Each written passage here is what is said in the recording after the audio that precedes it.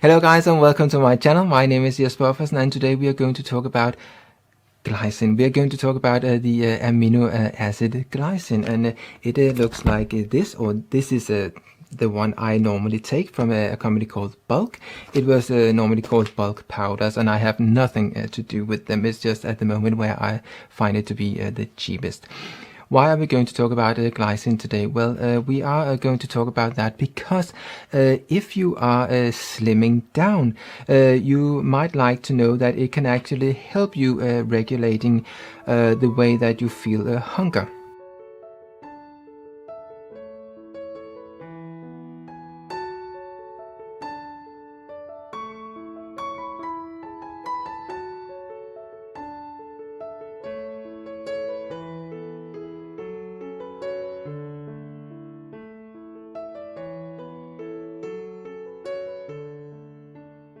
And maybe you have heard some news lately, or at least on BBC. There was a news story about a drug that was called a Semaglutide, or whatever they called it. What that drug did, or you might know it from if you have diabetes, then it is used to help the body produce insulin so that you can get the sugar from your blood into the cells and all that. So what they found out was that actually if they gave it to people that wanted to lose weight, and we're not talking about people that just want to lose a little bit of weight. It was like people that wanted to lose a lot of weight because they had some difficulties with their weight. What happened was that it started to regulate the way they felt hunger. So what happened was that it actually it is mimicking the same effect as something we have in our body, which is called Glucagon-Like Peptide-1, and that is a hormone that is released when we have been eating. So when you have been eating something that is a very fulfilling meal, then the body will sense that you have done that, and it will release this hormone into your body, and that will make your body say to itself that I'm full, I don't feel hunger anymore.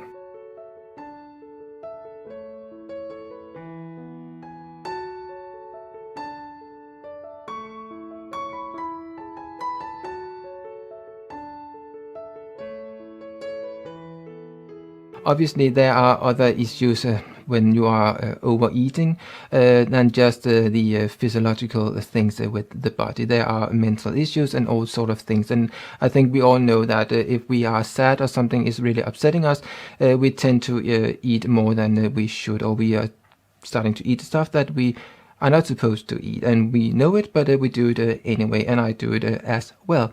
One thing I would say in that situation is that what I have started to think is that if someone has hurt me and I'm feeling that I need to eat something sweet, because that is obviously what you're doing. You're eating something with carbohydrates in it, lots of them. And the thing is that what I am thinking is that when something is happening to you that you need to process, then you're using a lot of ready available energy, and that kind of like takes up your ready available stores. So therefore you are craving more.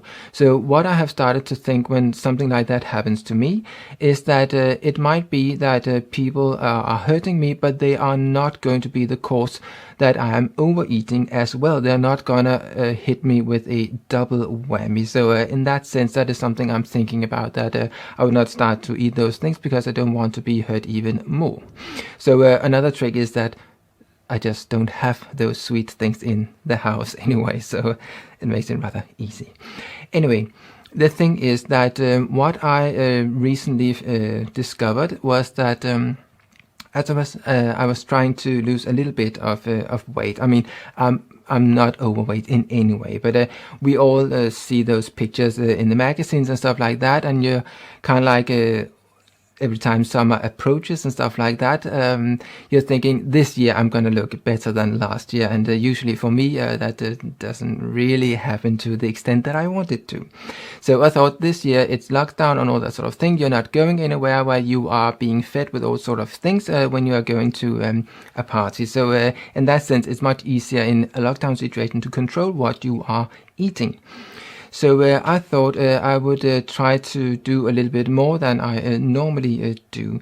So what happened was that recently I have started to take glycine, this one here, the amino acid, and I have made some other videos about that, why I'm doing that and why it helps with the skin and stuff like that, with the collagen mainly.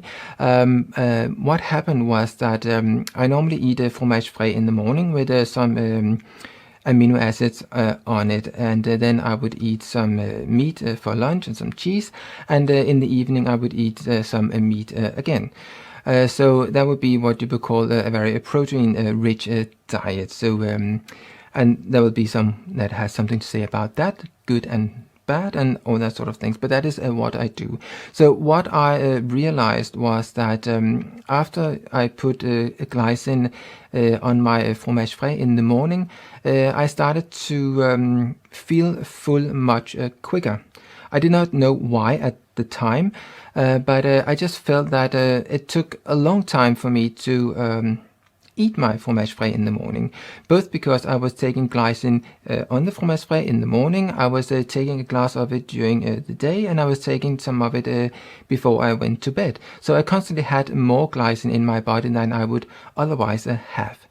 So gradually I found out that I wasn't really hungry. Maybe it took an hour before I had been eating, or sometimes even longer, before I had been eating those 500 grams of fromage frais.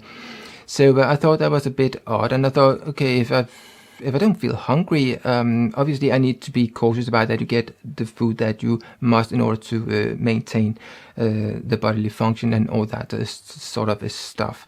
But what I realized was I did not have the same appetite as I normally had. So to begin with, I just thought, okay, well, I was getting up late anyway, like 10, perhaps 11 o'clock.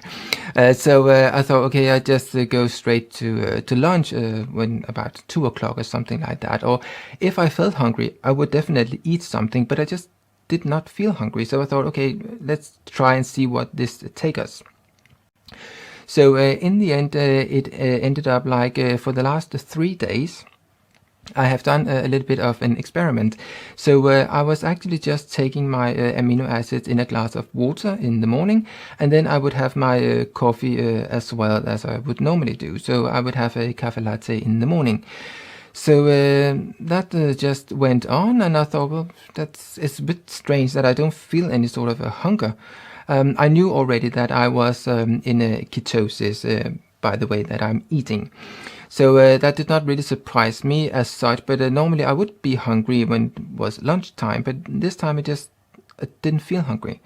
So I thought, well, if I'm not hungry, well, I would just wait until my evening meal and see what happens then. So basically what has been going on for the last 3 days is that I did not have any breakfast, I did not have any lunch, and I just had my normal evening meal. And then what that means is that basically for the last 3 days I have only had one meal, and that would be the evening meal. And I have been really surprised to find out that I did not feel that I lacked energy. I did not feel that I was had any sort of bad mood or anything like that. Actually, what I realized was when I was taking my exercises, I was walking on the treadmill, I was surprised to learn that actually I felt lighter. And that was a bit strange because I thought I would feel a bit more maybe sluggish or being lacking energy and stuff like that. Obviously, I know I cannot forever just have one meal every day. So that is not something I say you should just go for one meal every day. That's not it. It's just about I am experimenting at the moment. And I knew that I have a little bit of fat storage that I could run on. And when that is to a level where I'm happy with it, then obviously I need to take more fat into my diet again. So the thing is that when I read this article and saw it on the news with BBC,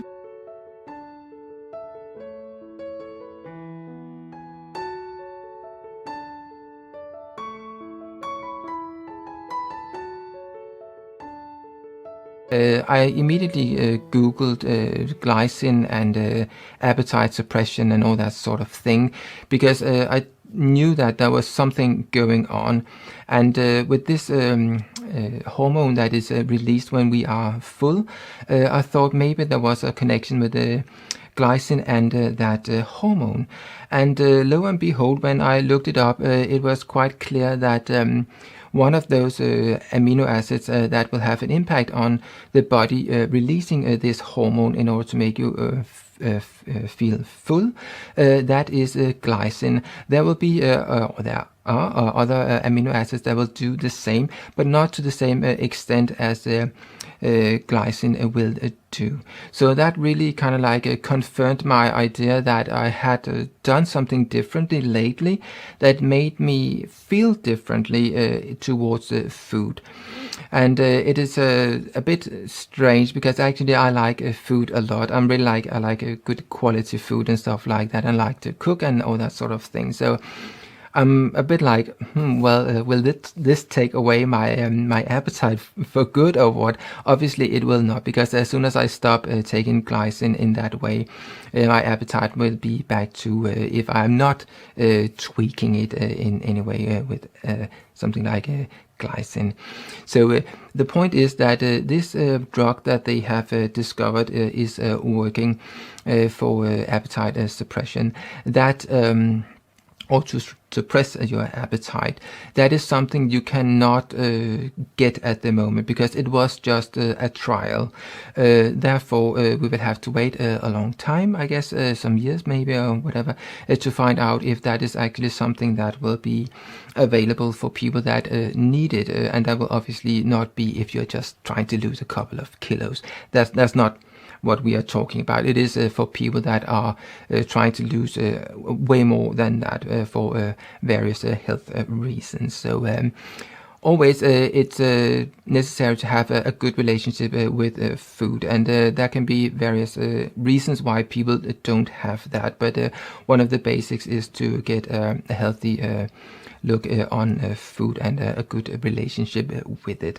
And yeah, that was what I would like to say about this. The thing is that if you would like to have a little bit of some help with trying to slim down, then glycine is something that could help you not feeling overwhelmingly hungry. So how much do I take? Well, obviously that is something you would like to know.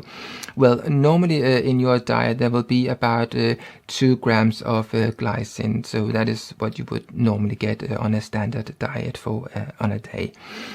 So what I'm taking is that in this bag here, there will be this small spoon here, and they say if you take one of them, I think they say there are 2.5 approximately 2 grams in it. So they say mix 1.5 scoop, and that is approximately 2 grams, blah blah blah, and then they put it in to some water and you just drink it. What I do is from some of the other bags I have this spoon here, so that is much easier for me to use, and in there there are 5 grams. So what I do is that I take 5 grams in the morning, and I take 5 grams kind of like mid-afternoon, or kind of like 3 o'clock or 4 o'clock, and then I will take it again before I go to bed. So should you take the whole thing all at once? No, you should not do that, because what will happen is that you will get some issues with your bowels, and you don't want that. It is you don't want that. So trust me on that. Just take one of these ones in the morning and in the afternoon and in the evening. And maybe if you are not as large as I am, if you are more petite, then you might not take that much. So it's kind of like maybe only take half of it and see how you react to it. Obviously, there is no need to take more than you need. So if you find that you can go and just take half of what I do, then that is great, and for you to get the effect of it. So this is not something that will substitute regular food or anything like that. This is just something that can help you if you are overeating. So yes, maybe this is something that could help you on your way to having a healthy relationship with food.